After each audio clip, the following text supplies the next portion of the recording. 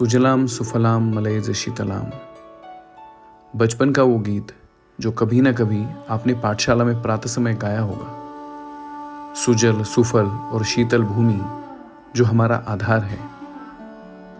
लेकिन ये संपन्न भूमि के संपन्नता का असली आधार कौन है? कैलाश पर्वत से आने वाली, हिमालय को लांग कर सिंधु सागर की निर्माती महान सिंधु नदी, सह्याद्री के घने वनों से खिलखिलाती हुई निकलने वाली कावेरी अम्मा, उत्तर और दक्षिणापथ के बीच में आदिम वनों में प्रवाहित होने वाली शिवकन्या नर्मदा माई, त्र्यंबक के पवित्र पहाड़ी से जनमानस की तृष्णा तृप्त करने वाली आई गोदावरी, भक्ति रस में डूबी हुई जीवन वरदायिनी गंगा मैया और यमुना मैया, तो मरुस्थलों में लुप्त हो चुकी पुरातन सभ्यता की नींव माता सरस्वती। इन्हीं सप्त सिंधुओं के भूमि पर होने वाले अवतरण के कारणवश जिसे हम आज भारतवर्ष कहते हैं, उसकी सभ्यता का प्रारंभ हुआ।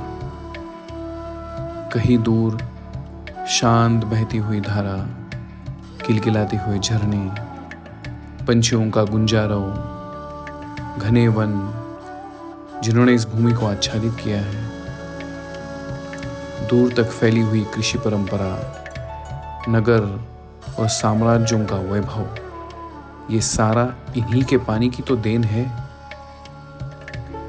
नाद और संगीत की जननी, नवरस निर्माती, प्राण और तेज से ओतप्रोत भरी हुई यह नदियां और उनके अंश मात्र हम सब अलग नहीं बल्कि एक ही सांस्कृतिक आविष्कार है। इस वीरान सौरमाला में बस एक ही ग्रह पर जीवन की क्रीड़ा चल रही है। ऊर्जा के इस नित्य नूतन खेल में कल कोई और था तो आज कोई और। लेकिन जब मिट्टी पानी के एक बूंद को समेटती है तो बीज में से एक वृक्ष का आविर्भाव होता है।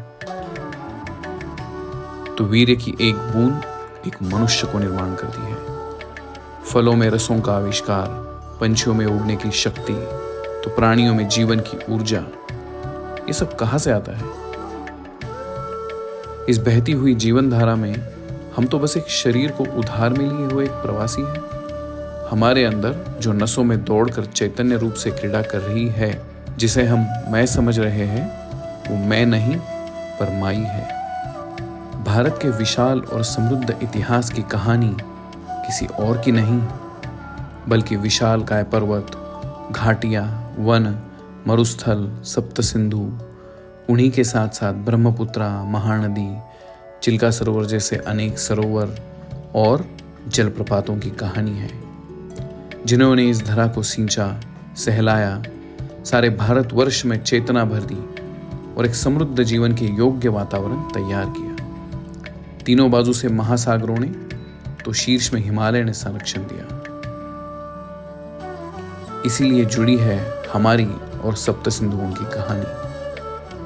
कभी हो सके तो दूर कहीं नदी किनारे कुछ क्षण अकेले बिताइएगा।